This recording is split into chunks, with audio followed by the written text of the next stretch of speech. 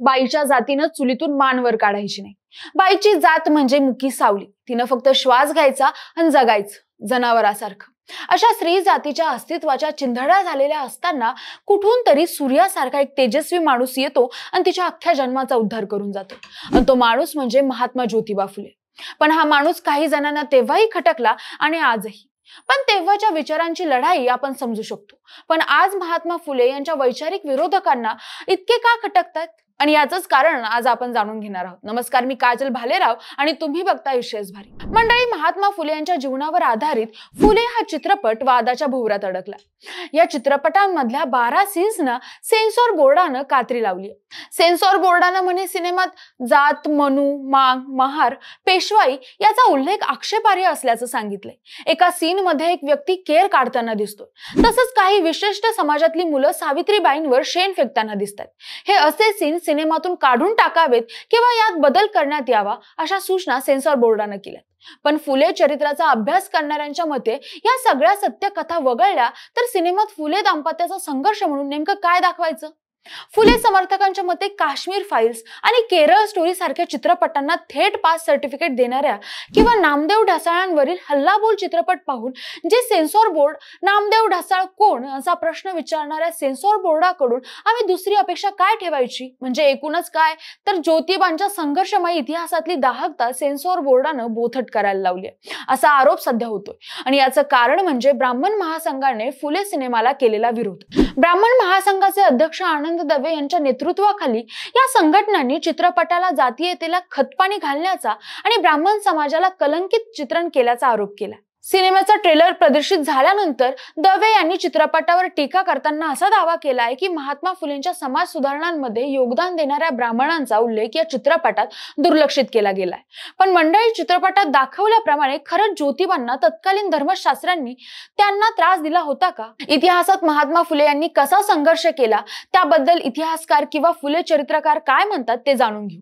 ज्योतिरावांच्या मृत्यूलेखात सुबोध पत्रिका या वृत्तपत्रानं 1890 मध्ये नोंदवलं आहे की सावित्रीबाईंना लोक खडे आणि दगड मारत होते। पुढे तथाकथित धर्मशास्त्री तेवढ्यावरच थांबले नाही तर त्यांनी अजून काय त्रास दिला त्याचंही वर्णन आहे। हा मजकूर ज्ञानोदय नावाच्या 1890 मधल्या फुलेंच्या समकालीन असलेल्या एका वृत्तपत्रातही असल्याचं सावित्रीबाई फुले पुणे विद्यापीठातील इतिहासाच्या प्राध्यापिका श्रद्धा कुंभोजकर सांगतात। त्यामुळे फुले दाम्पत्याला तत्कालीन ब्राह्मण समाजातील समाजकंटकांनी त्रास दिला होता हे खरंच आहे, कारण त्यावेळची व्यवस्था ब्राह्मण्यग्रस्त होती। दुसरीकडे हेही खरं आहे की फुले यांचे अनेक ब्राह्मण मित्र आणि अनुयायी त्यांच्या शिक्षण कार्यात सहकारी होते। हरिरावजी चिपळूणकर, भिडे अशा अनेक ब्राह्मणांनी ज्योतिरावांसोबतच इंग्लिश अधिकाऱ्यांना अर्ज विनंत्या केल्या होत्या असं कुंभोजकर सांगतात। ब्राह्मण शिक्षक त्यांच्या खाजगी शिकवणींमध्ये संस्कृत मंत्र आणि श्लोक, पुराणिक पौराणिक कथा, वर्णाश्रम धर्माच्या कल्पना इत्यादी शिकवत असत। फुले यांनी त्यांच्या शाळांमध्ये ब्राह्मणवादी शिकवणूक होऊ नये याची खात्री केली आणि अभ्यासक्रमात भाषा, व्याकरण, गणित, इतिहास, भूगोल, भौतिकशास्त्र, रसायनशास्त्र आणि कृषी विज्ञान यासारखे विषय समाविष्ट केले।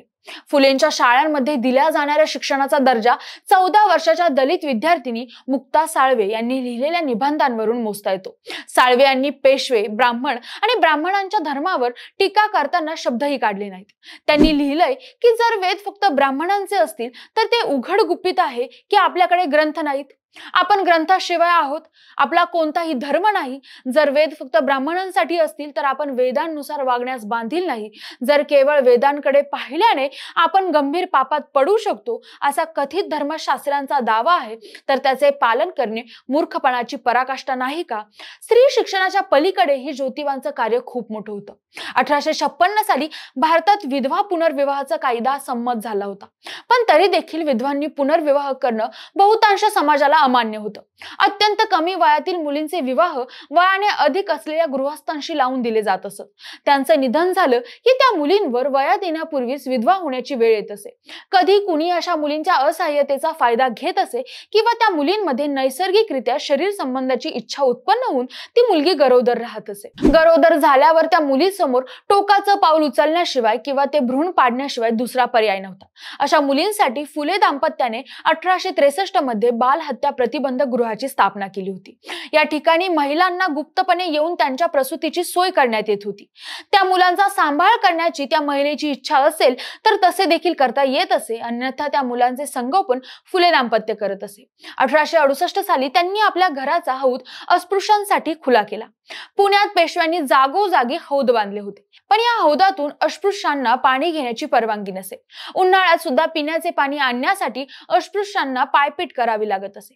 ही गोष्ट फुलेंच्या मनाला पटली नाही आणि त्यांनी आपल्या घरातील हौद त्यांच्यासाठी खुला केला। याची तीव्र प्रतिक्रिया उमटून महात्मा फुलेंच्या विरोधाची लाटच उसळली। एव्हाना फुले यांना सनातन्यांच्या रोषाची सवय झाली होती, पण यावेळी त्यांनी फुलेंच्या नातेवाईकांना आणि जातीतील लोकांनाच वाळीत टाकण्याची धमकी दिली होती। पुरोहित वर्गाच्या धमक्यांना ज्योतिबा भ्यालेच नाहीत। उलट पुराण मतवादी लोकांचा समाजावर का पगडा आहे याचे विश्लेषण करणारा एक ग्रंथ त्यांनी लिहिला। या पुस्तकाचं नाव होतं गुलामगिरी। याशिवाय बहुजन समाजाला जातपात आणि धार्मिक रूढी परंपरातून मुक्त करण्यासाठी या समाजाची स्थापना करण्यात आली होती। बुद्धी, प्रामाण्यवाद, विवेक आणि सत्य हे या संघटनेचे मुख्य आधारस्तंभ होते। ईश्वर आणि भक्तांमध्ये मध्यस्थाचे काही काम नाही असे म्हणत त्यांनी पुरोहितांचं महत्त्व नाकारलं। भिक्षुक वर्ग शेतकऱ्यांकडून दक्षिणा लाटतो आणि त्या वर्गाला मानसिक दास्यतेत ठेवतो, या विरुद्ध ज्योतिबांनी सत्यशोधक समाजाच्या माध्यमातून आवाज उठवला होता। महात्मा फुलेंनी 1883 मध्ये शेतकऱ्यांचा आसूड हा ग्रंथ लिहिला होता। शेतकऱ्यांची स्थिती, नोकरशाही, सावकारी, बाजाराची व्यवस्था, जाती व्यवस्था, नैसर्गिक संकटे यामुळे कशी विदारक झाली आहे हे सांगितलं। महात्मा फुले काळाच्या इतके पुढे होते की त्यांनी शेतकऱ्यांच्या आसूडमध्ये शेतकऱ्यांबाबत ज्या समस्या मांडल्या आहेत त्या आज देखील काही प्रमाणात आपल्या देशात आढळून येतात। महात्मा फुलेंनी सांगितलेल्या उपाययोजना अंमलात आणल्यास शेतकऱ्यांची स्थिती बदलू शकते असं छत्रपती शिवाजी विद्यापीठाचे निवृत्त प्राध्यापक डॉक्टर अशोक चौसाळकर यांना वाटतं। चौसाळकर यांनी महात्मा फुले आणि शेतकरी चळवळ हे पुस्तक लिहिले। सावकारशाही, सरकारी खात्यातील भ्रष्टाचार आणि एकूणच शेतकऱ्यांना नागवणं हे त्या काळी होतं, आता देखील आहे। महात्मा फुलेंनी सांगितलं होतं की शेतकऱ्यांच्या मुलांनी सुतारकाम आणि लोहारकाम शिकलं पाहिजे। त्यासाठी त्यांनी विलायतेला देखील जाऊन तिथून काम शिकून आलं पाहिजे असं फुले सांगत। 28 नोव्हेंबर 1890 रोजी महात्मा फुलेंचे निधन झाले। त्यांच्या निधनानंतरही त्यांचे कार्य सावित्रीबाई फुले यांनी चालू ठेवले। सत्यशोधक समाजाच्या अनेक शाखा गावोगावी निघाल्या। डॉक्टर बाबासाहेब आंबेडकर तर त्यांना गुरुस्थानी मानत असत। तर 1932 साली महात्मा गांधी यांनी महात्मा फुलेंना खरा महात्मा असं म्हणायचे।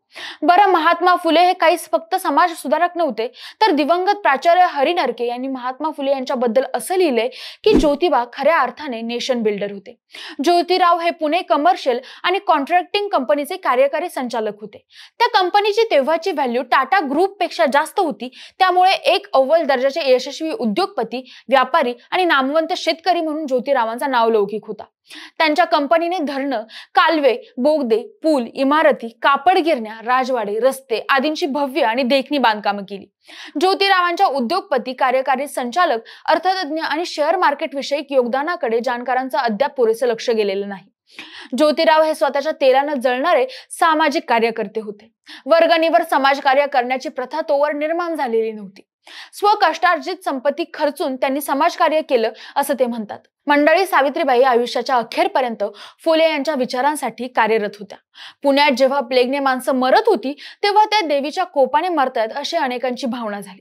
पुण्यात जसं जसं मृत्यूचं थैमान सुरू झालं तसं लोकच नाही तर बडे राजकीय नेतेही पुणे सोडून दुसरीकडे राहायला निघून जात होते।